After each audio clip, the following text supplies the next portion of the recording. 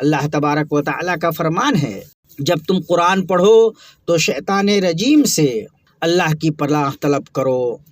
بے شک شیطان کا ان لوگوں پر کوئی بس نہیں ہے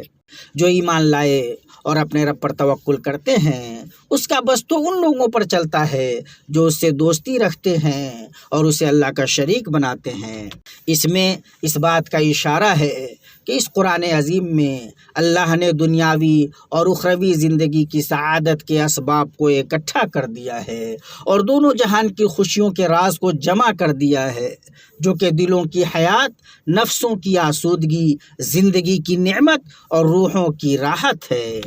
بے شک تلاوت و تدبر اور علم و عمل کے ذریعے قرآن کے ساتھ زندگی بسر کرنا ہی حقیقی نعمت ہے، جس کے سامنے تمام آسائشیں ماند پڑ جاتی ہیں۔ جب ہم قرآن میں تدبر کرتے اور اس کے معانی و مقاصد پر غور کرتے ہیں تو ہم پاتے ہیں کہ اللہ نے سورۃ النحل کی آیتوں میں اپنی نعمتوں اور احسانات کی یاد دہانی اور اپنی متنوع نعمتوں کو شمار کرنے کے بعد پاکیزہ زندگی کے حصول کا راز بیان کیا ہے، اور اسلام زندگی کی حقیقت اور اس کی لذتوں سے کنارہ کش نہیں ہے، اور پاکیزہ زندگی جس سے نفس کی خوشی اور دل کا اطمینان حاصل ہوتا ہے وہ اللہ پر حقیقی ایمان اور نیک عمل کی زندگی ہے۔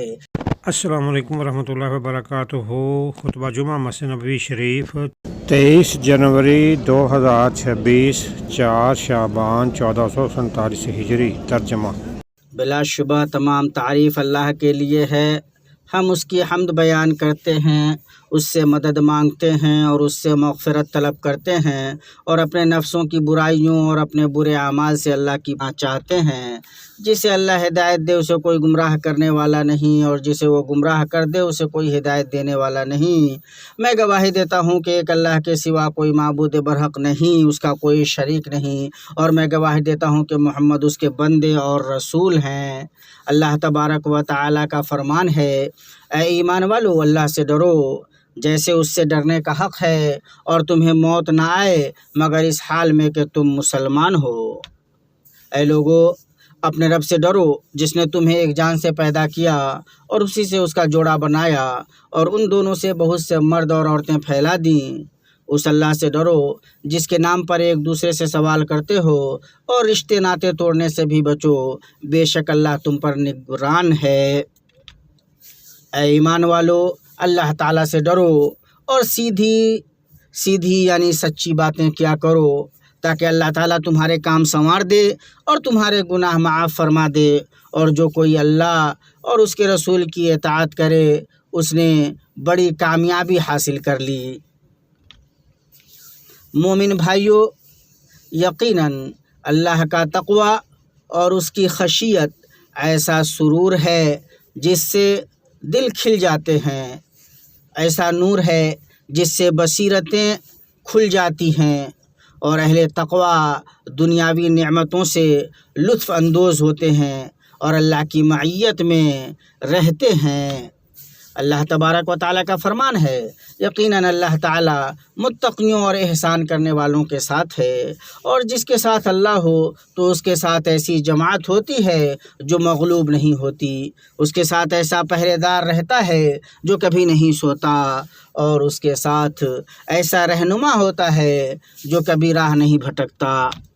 مومن مرد و خواتین وہ مقصد جس کی حصول یابی کی تگ و دو پر اہلیان عقل و خرد کا اجماع ہے، اور وہ اپنے مختلف رجحانات اور خیالات کے باوجود اس کے حصول پر متفق ہیں، وہ ہے اطمینان قلب اور دل کا سکون، جس کے ذریعے زندگی پاکیزہ اور بود و باش خوشگوار ہوتی ہے۔ کتنے ہی لوگ اس کی راہ سے بھٹک گئے اور ان راستوں میں ہلاک ہو گئے، لیکن ہم پاتے ہیں کہ اللہ نے اپنے کلام میں اس مقصد کے حصول کی راہ کی طرف ہماری رہنمائی کی ہے۔ اللہ تبارک و تعالیٰ کا فرمان ہے، مرد و عورت میں سے جو کوئی نیک عمل کرے اس حال میں کہ وہ مومن ہو تو ہم اسے خوشگوار زندگی عطا کریں گے، اور ہم انہیں ان کے اعمال کا بہترین بدلہ دیں گے۔ یقیناً وہ اللہ پر ایمان اور عمل صالح ہے۔ اس عظیم آیت کے سیاق و سباق پر غور کریں، آپ کو انوار قرآن کی ایک چمکتی ہوئی روشنی دکھائی دے گی۔ اس آیت سے پہلے اللہ نے فرمایا جو تمہارے پاس ہے وہ ختم ہو جائے گا، اور جو اللہ کے پاس ہے وہ باقی رہنے والا ہے، اور یقیناً ہم صبر کرنے والوں کو ان کے اعمال کا بہترین بدلہ دیں گے۔ اس آیت کے مضمون کے اس بات سے اور اس مقصد کی وضاحت سے پہلے ایک باریک قرآنی اشارہ ہے جو بتاتا ہے کہ آدمی کی سعادت اور اس کے دل کا اطمینان و سکون مجرد دنیاوی مظاہر اور محض فانی مادیات سے حاصل نہیں ہوتا، جب تک کہ وہ دل کما حق ہو اللہ کی توحید اور اس پر ایمان سے معمور نہ ہو، اور بندے کے اعضاء و جوارح اللہ کی ہدایت کے مطابق ان نیک اعمال کو انجام نہ دیں جن سے نفس پاکیزہ اور بلند ہوتا ہے۔ اسی لیے اللہ کے نبی صلی اللہ علیہ وسلم نے فرمایا مالداری ساز و سامان کی کثرت سے نہیں ہوتی، اصل مالداری تو دل کی مالداری ہوتی ہے۔ اس عظیم اصول کا اس بات ہے کہ ان سب مفاہیم کا ٹھکانہ دل ہے، نہ کہ ظاہری اشکال و مظاہر۔ پھر اس آیت کریمہ کے بعد ایک اور باریک اشارہ ہے۔ اللہ تبارک و تعالیٰ کا فرمان ہے جب تم قرآن پڑھو تو شیطان رجیم سے اللہ کی پناہ طلب کرو، بے شک شیطان کا ان لوگوں پر کوئی بس نہیں ہے جو ایمان لائے اور اپنے رب پر توکل کرتے ہیں، اس کا بس تو ان لوگوں پر چلتا ہے جو اس سے دوستی رکھتے ہیں اور اسے اللہ کا شریک بناتے ہیں۔ اس میں اس بات کا اشارہ ہے کہ اس قرآن عظیم میں اللہ نے دنیاوی اور اخروی زندگی کی سعادت کے اسباب کو اکٹھا کر دیا ہے اور دونوں جہان کی خوشیوں کے راز کو جمع کر دیا ہے، جو کہ دلوں کی حیات، نفسوں کی آسودگی، زندگی کی نعمت اور روحوں کی راحت ہے۔ بے شک تلاوت و تدبر اور علم و عمل کے ذریعے قرآن کے ساتھ زندگی بسر کرنا ہی حقیقی نعمت ہے جس کے سامنے تمام آسائشیں ماند پڑ جاتی ہیں۔ جب مومن اللہ کے ذکر کے چشمے سے سیراب ہوتا ہے تو اس کا دل اطمینان سے تر ہوتا ہے اور سکون سے لبریز ہوتا ہے۔ اللہ تبارک و تعالیٰ کا فرمان ہے وہ لوگ جو ایمان لائے اور جن کے دل اللہ کے ذکر سے مطمئن ہوتے ہیں، آگاہ رہو کہ اللہ کے ذکر سے دل مطمئن ہوتے ہیں۔ نیز اللہ تبارک و تعالیٰ کا فرمان ہے بے شک شیطان کا ان لوگوں پر کوئی بس نہیں ہے جو ایمان لائے اور اپنے رب پر توکل کرتے ہیں، اس کا بس تو ان لوگوں پر چلتا ہے جو اس سے دوستی رکھتے ہیں اور اسے اللہ کا شریک بناتے ہیں۔ یہ اس بات کی طرف اشارہ ہے کہ پاکیزہ زندگی اس بات کے اثرات میں سے ایک اثر ہے کہ دل اپنے خالق کے ساتھ لگا ہوا ہو، اس کی توحید سے پر رہے، اسی خالق پر اس کا اعتماد ہے، اسی کی بارگاہ میں اس کو سکون ہے، اسی کی تقسیم پر راضی ہے اور اللہ کے سبب وہ تمام مخلوق سے بے نیاز ہے۔ لہٰذا اللہ کی حقیقی توحید اور تمام حالات میں صرف اللہ کی طرف دل کی کمال توجہ ہی اس وقت اس کے سکون اور امن کا سب سے بڑا سبب اور اطمینان و خوشی کا عظیم ترین راز ہے، جب تبدیلیوں کے طوفان اٹھیں اور پریشانیوں کی لہریں ٹھاٹھیں ماریں۔ ارشاد باری تعالیٰ ہے جو لوگ ایمان لائے اور انہوں نے اپنے ایمان کو ظلم یعنی شرک سے آلودہ نہیں کیا، انہی کے لیے امن ہے اور وہی ہدایت یافتہ ہیں۔ عبداللہ ابن مسعود رضی اللہ تعالیٰ عنہ سے روایت ہے کہ جب یہ آیت نازل ہوئی جو لوگ ایمان لائے اور انہوں نے اپنے ایمان کو ظلم سے آلودہ نہیں کیا انہی کے لیے امن ہے اور وہی ہدایت یافتہ ہیں، تو رسول اللہ صلی اللہ علیہ وسلم کے صحابہ پر یہ گراں گزری اور انہوں نے کہا ہم میں سے کون ہے جو اپنے نفس پر ظلم نہیں کرتا؟ تو رسول اللہ صلی اللہ علیہ وسلم نے فرمایا یہ ایسا نہیں ہے جیسا تم سمجھتے ہو، بلکہ اس سے مراد وہ ہے جو لقمان نے اپنے بیٹے سے کہا اے بیٹے اللہ کے ساتھ شریک نہ کر، بے شک شرک بہت بڑا ظلم ہے۔ چنانچہ موحد مومن کا دل خوفناک حالات اور اضطرابی کیفیت کے وقت پہاڑوں کی طرح راسخ اور مستحکم رہتا ہے۔ مومن بھائیوں، سعادت مندی ایک پوشیدہ معنی اور باطنی احساس ہے جو نہ آنکھوں سے دیکھا جا سکتا ہے، نہ الفاظ سے بیان کیا جا سکتا ہے، نہ مال و متاع سے خریدا جا سکتا ہے، اور نہ ہی قلموں کے ذریعے محفوظ کیا جا سکتا ہے، لیکن اس کے نمایاں آثار اور دلکش انوار ہیں جنہیں مومن سکینت کے احساسات، نفس کی رضا، اس کی بے نیازی، اطمینان اور سرور میں محسوس کرتا ہے۔ اللہ مجھے اور آپ سب کو کتاب و سنت میں برکت عطا فرمائے اور مجھ پر اور آپ پر اپنی نعمت پوری کرے۔ میں یہ بات کہتا ہوں جسے آپ نے سنا، اور میں اللہ سے اپنے لیے اور آپ سب کے لیے بخشش طلب کرتا ہوں، بے شک وہ معاف کرنے والا، بخشنے والا ہے۔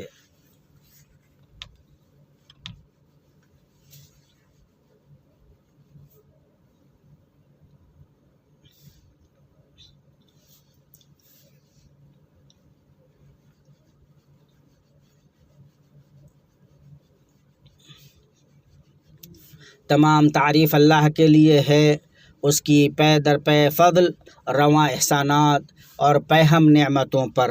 ایسی تعریفیں جن سے نعمتیں بڑھتی اور زیادہ ہوتی ہیں، احسانات جاری و ساری رہتے ہیں، اور درود و سلام ہو اس ذات پر جس پر سلسلہ رسالت کا خاتمہ ہے اور جس کی دعوت کا سورج آفاق پر چھایا ہوا ہے، یعنی ہمارے نبی محمد پر اور ان کے آل و اصحاب پر، اور ان سب پر جو تا قیامت نیکی کے ساتھ ان کی پیروی کریں۔ ایسا درود و سلام جو صبح و شام، رات و دن، ہر وقت جاری رہے، جب تک پرندے چہچہاتے رہیں، بادل برستے رہیں اور خوشگوار